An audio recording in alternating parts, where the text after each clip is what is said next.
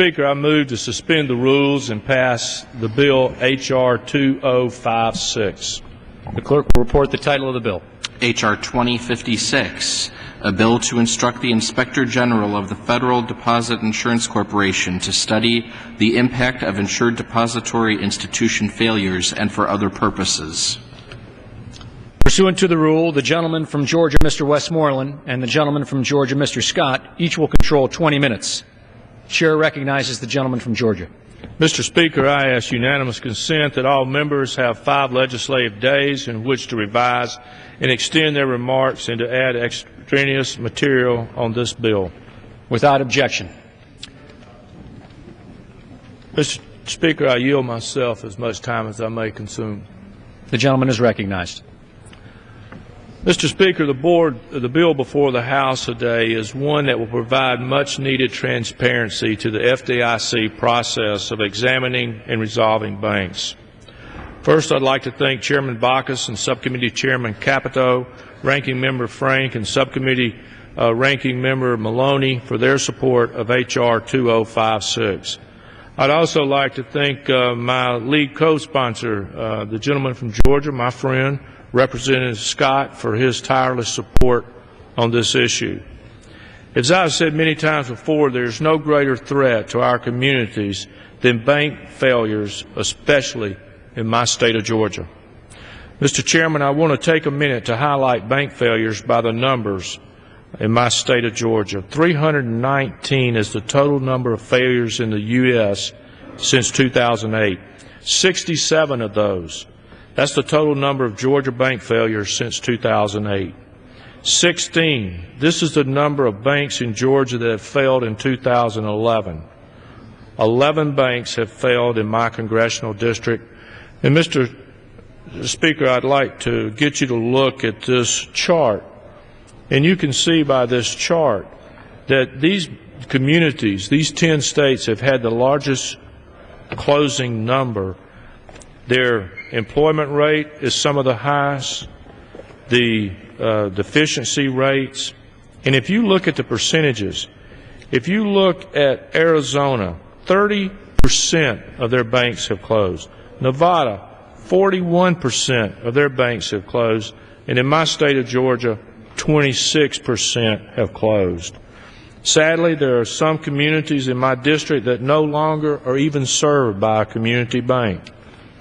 And I have often referenced these as the 10 over 10, and these are the 10 states that have had more than 10 bank failures since 2008.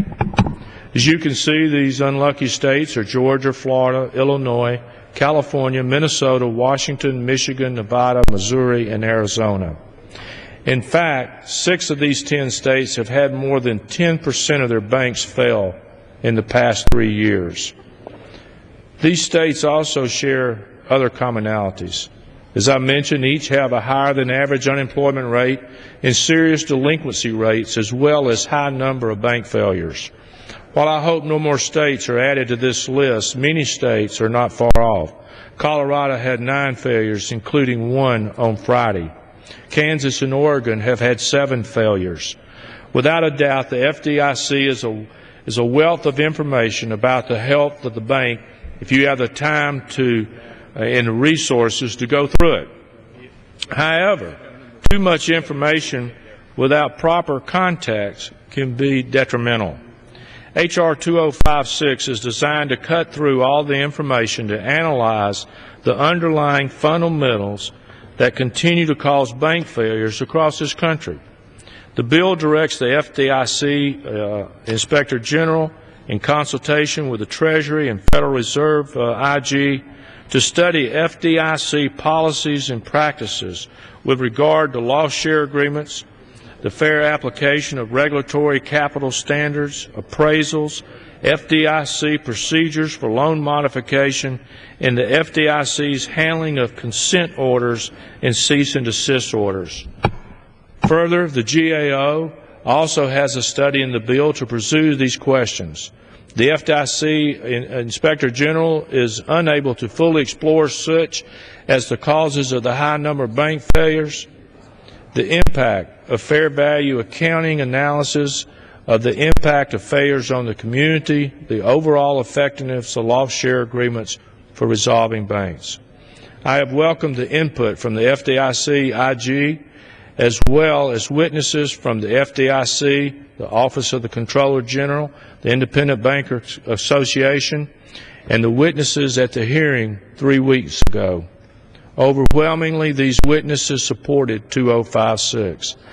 Likewise, the Financial Services Committee passed H.R. 2056 with the committee with a voice vote. Mr. Chairman, Mr. Speaker, it is clear that Congress needs more information about the underlying causes of these bank failures, and I reserve the balance of my time. The gentleman